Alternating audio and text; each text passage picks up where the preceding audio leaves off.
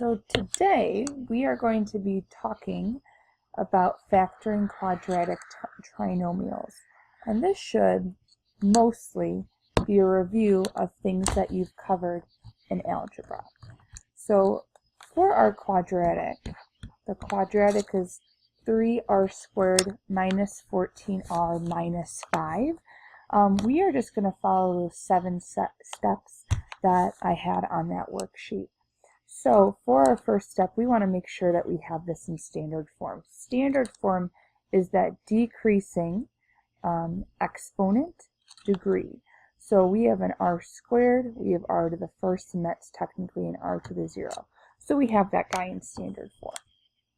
So our next step is to really identify the coefficient of that leading value, which is 3, our a value, and our constant value, which is that 5.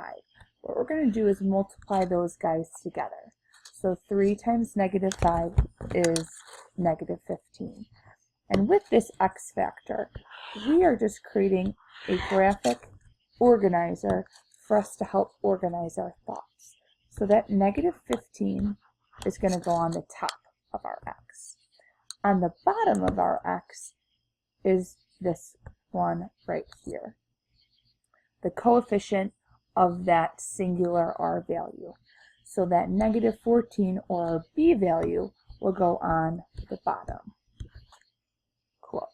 Now, we're going to be thinking about all of the factors of 15, because that will help us to figure out which values will add or multiply, well, add or subtract, in fact, to that negative 14. So all of our factors of 15, 1 and 15, 3 times 5, and that's pretty much it. So we're thinking about which of these pairs will get us to that negative 14. And I'm thinking in my head, well, if we take 15 and 1, right, make that 15 negative, negative 15 plus 1 leaves us that negative 14. So on the top, I am going to be putting negative 15 and then positive 1, because these values will multiply to negative 15 and then add to negative 14. Okay. On the bottom of those sides, I am going to be dividing by that coefficient, the leading coefficient, our a value, divided by that singular variable. So we'll divide that by that 3r. And typically, when our a value is just 1, we have no simplifying to do. But in this case, we might have some simplifying to do because that a value is greater than 1. So I'm thinking that I can divide this term, right, both top and bottom, by 3 to simplify. So I'm going to do just that. So negative 15 divided by 3, negative 5, well, 3 divided by 3 is 1. So we're attaching that r. Now these are the two that we're dealing with to create our lovely factors in our parentheses. So our final answer is going to be r minus 5 and 3r plus 1.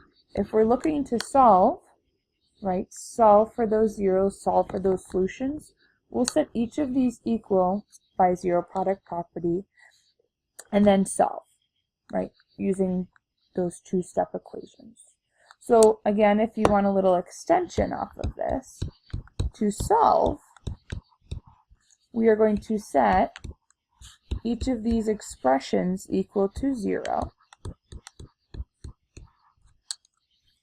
Add 5 on both sides, so we get r is equal to 5. Subtract 1 on both sides, and then divide both sides by 3.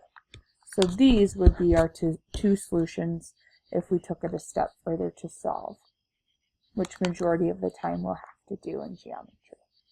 All right, that's it. Hope it helped.